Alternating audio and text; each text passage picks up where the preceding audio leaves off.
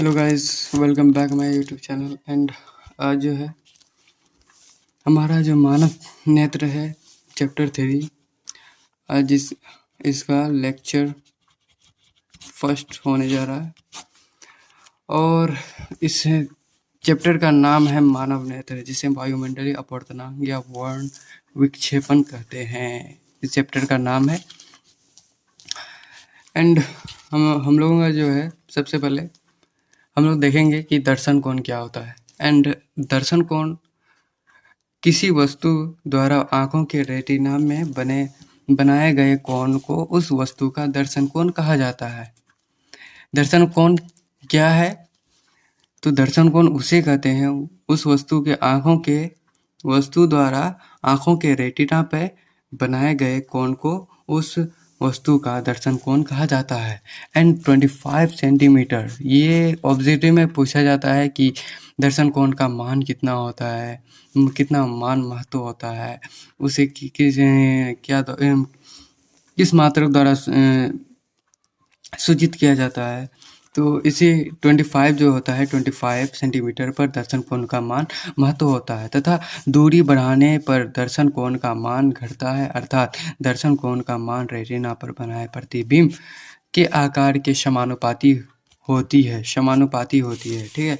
ये हमारा जो है आँख है, ये नेत्र है हमारा, और यहाँ पे ये क्या है, दर्शन कोण बन रहा है यहाँ पे। और ये रेटिना है, ये पूरा रेटिना है। यहाँ पे वस्तु को रखा गया है, यहाँ से प्रकाश किरण जाता है, तो यहाँ पे कोण, यहाँ पे इस स्थान पे दर्शन कोण बनता है। तो दर्शन कोण का ये चित्र है। अब हमारा दूसरा क्वेश्चन है कि आँखों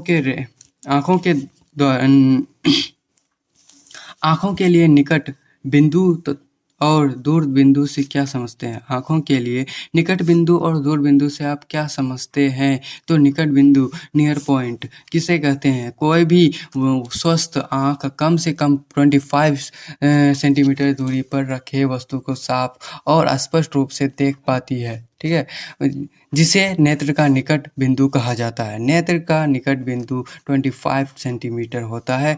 और दूर बिंदु किसे कहते हैं? तो फार पॉइंट किसे कहते हैं? दूर बिंदु। तो इस क्वेश्चन को भी पूछा जाता है, इसको भी आप लोग टिक कर दें, इम्पोर्टेंट है। एंड दूर बिंदु, निकट बिंदु पूछा जाता है, इसमें अंतर पूछा जाता है। तो कोई भी स्वस्थ आँख अधिक से अधिक अनंत पर रखी वस्तु को स्पष्ट और साफ रूप से देख पाती है, जिस नेत्र का दूर बिंदु कहा जाता है। इस बिंदु का दूर बिंदु कहा जाता है। और नेत्र का दूर बिंदु फार पॉइंट अनंत होता है। क्या होता है? अनंत होता है। अब इस क्वेश्चन में क्या बोला है कि दृष्टि विस्तार क्या है? ठीक है, तो दृष्टि विस्तार किसे कहते हैं? कोई स्वस्थ आँख 25 सेंटीमीटर से अधिक से लेकर अनंत तक की वस्तु को साफ और स्पष्ट रूप से देख पाती है। 25 सेंटीमीटर से अनंत की बीच की दूरी को स्पष्ट या विस्तार दूरी को दृष्टि विस्तार कहा जाता है। ठीक है, अनंत कहाँ से देख पाते हैं? तो 25 सेंटीमीटर से लेकर अनंत तक की वस्तु को साफ और स्पष्ट रूप से देख पाती है। ठीक है, उसे ही हम लोग दृष्टि विस्तार कहते हैं। अब हमारा इस क्वेश्चन में क्या है कि जो अस्पष्ट दृष्टि के लिए अल्पतम दूरी क्या होता है? स्पष्ट दृष्टि के लिए अल्पतम दूरी क्या होता है? वह न्यूनतम दूरी क्या होता है कि वह न्यूनतम दूरी जिस पर कोई नेत्र किसी वस्तु को साफ और स्पष्ट देख पाती है, अस्पष्ट दृष्टि के लिए अल्पतम दूरी कहलाती है। अस्पष्ट दृष्टि के लिए अल्पतम दूरी का मान 25 सेंटीमीटर है। इसे बड़ी डी द्वारा सूचित किया जाता है, और इसे डी जो होता है 25 सेंटीमीटर होता है। अब इस क्वेश्चन में क्या है, अब अगली क्वेश्चन में आते हैं कि रेटिना में कौन कौन से कोशिकाएं मौजूद होती है। तो उसके क्या कार्य हैं? तो रेटिना में कौन सी कोशिकाएं पाई जाती है? तो रेटिना या दृष्टि पटल मानव नेत्र का एक संवेदी परत है, जहाँ किसी वस्तु का प्रतिबिंब बनता है। रेटिना में मुख्यतः 2 प्रकार की कोशिका पाई जाती है। कितनी प्रकार की कोशिका पाई जाती है? तो 2 प्रकार की कोशिका पाई जाती है। सबसे पहला नंबर 1 में क्या वाला है कि छड़ की तरह छड़ की तरह रचना वाले कोशिकाओं को छड़ कोशिका या रोड सेल कहा जाता है। छड़ की तरह जो रोड आप लोग देख चुके हैं, रोड कैसा होता है, रोड सेल तो उसी की तरह ये सेल होता है। ये कम कम प्रकाश या रात में देखने में मदद करती है। ये रोड सेल कब दिखने में मदद करती है, तो वो रात में देखने में मदद करती है। एंड मानव नेत्र में इसकी कुल संख्या 10 करोड़ यानी 10 करोड़ होती है। ठीक है। अब शंकु की तरह दूसरा में क्या है कि शंकु की तरह रचना वाले कोशिकाओं को शंकु कोशिका या कौर्ण कोशिका कहा जाता है। ये अधिक प्रकाश या दिन में देखने में मदद करती है। मानव नेत्र में शंकु कोशिकाओं की कुल संख्या 1 करोड़ होती है। इसे आप लोग अगर 2 से 3 बार अगर इसे देखेंगे तो आप लोगों को याद हो जाएगा एंड आप लोग किसी भी एग्ज़ाम में लिख सकते हैं। अब हम लोगों का जो अगली क्वेश्चन है कि नेत्र के समंजन क्षमता से क्या समझते हैं। तो नेत्र के समंजन क्षमता क्या होता है, तो मानव नेत्र में एक विशेष क्षमता पाई जाती है।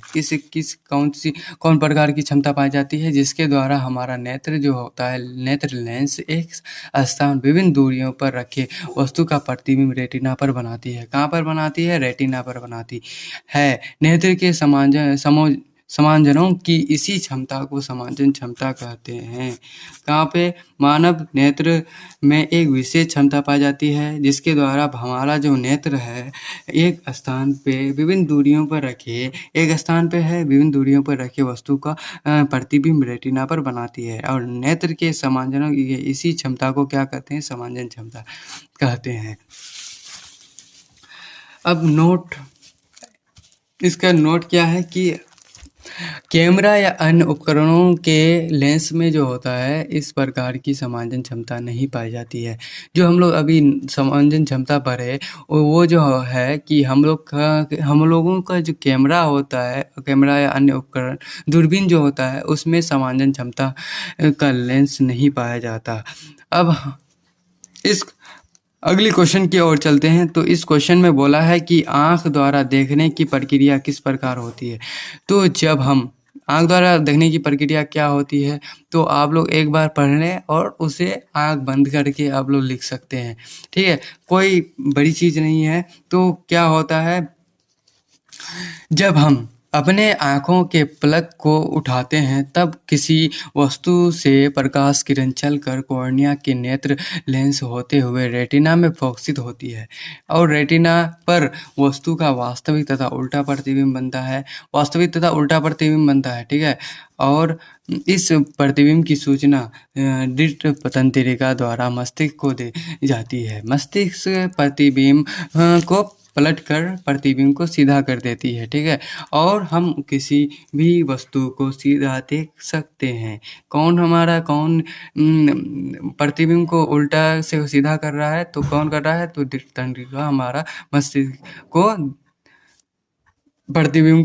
के प्रतिबिंब को पलटकर क्या कर देता है? सीधा कर देता है, और हम लोग वस्तु को क्या देख पाते हैं? सीधा देख पाते हैं। अब दृष्टि निर्विद्यता क्या है? इस क्वेश्चन का ये आप लोग फिगर भी देख सकते हैं, आंखों द्वारा देखने की प्रक्रिया। अब हम लोगों का जो है अगली नेक्स्ट क्वेश्चन में क्या है कि दृष्टि निर्विद्यता क्या है? किसी वस्तु को नेत्र के सामने से हटा देने पर भी इसको पूछा जाता है। दृष्टि निर्विद्यता का क्वेश्चन पूछा जाता है, ऑब्जेक्टिव में पूछा जाता है। तो मैं आप लोगों का ऑब्जेक्टिव में पूछेगा, लेकिन मैंने थ्योरी लिख दिया हूँ कि आप लोगों को याद रहे। तो किसी वस्तु को नेत्र के सामने से हटा देने पर भी 1/60 सेकेंड तक उस वस्तु का प्रतिबिंब हमारे आंखों में मौजूद रहता है। ठीक है, और प्रतिबिंब के इसी निर्विद्यता को दृष्टि निर्विद्यता कहते हैं। इसी निर्विद्यता को किसे कहते हैं? दृष्टि निर्विद्यता कहते हैं। कितना सेकेंड तक रहता है, यही पूछा जाता है। 1/60 सेकेंड तक रहता है। उसके बाद अगली नेक्स्ट क्वेश्चन में क्या है कि क्या बोला है कि जब हम अचानक अंधेरे से प्रकाश से अंधेरे में जाते हैं, तो कुछ समय तक हम देख नहीं पाते हैं। क्यों? हमारे आंखों में पड़ने वाली प्रकाश की मात्रा को परितारिका में मौजूद पुतली या नेत्र द्वारा नियंत्रण किया जाता है। कौन नियंत्रण करता है? तो परितारिका और नेत्र द्वारा नियंत्रण किया जाता है। जब हम अचानक अंधेरे से प्रकाश में या प्रकाश से अंधेरे में आते हैं या जाते हैं तो क्या होता है, तब हमारा परितारिका जो में मौजूद इस छिद्र नेत्र को क्रमशः छोटा या बड़ा करना पड़ता है और जिससे थोड़ा समय लगता है, जिस अवधि में रेटिना में ठीक से प्रतिबिंब नहीं बनता है और हम ठीक से देख नहीं पाते हैं। यही वजह है कि आप लोग पूछ सकते हैं किसी को भी ये क्वेश्चन, बता नहीं पाएगा। जो नहीं पढ़ा है तो उसको पता ही नहीं होगा कि अंधेरे से प्रकाश में जाने से क्या होता है या प्रकाश से अंधेरे में जाने से क्या होता है, तो लोगों को पता नहीं होगा। एंड आज जो है हमारा लेक्चर यहीं समाप्त करना, आज का लेक्चर जो है हम लोग यहीं तक समाप्त करते हैं। एंड अगली लेक्चर हमारी जल्द आएगी। और अगर मेरे चैनल को सब्सक्राइब नहीं किया है तो सब्सक्राइब कर दें, ठीक है। एंड लाइक करें, वीडियो को शेयर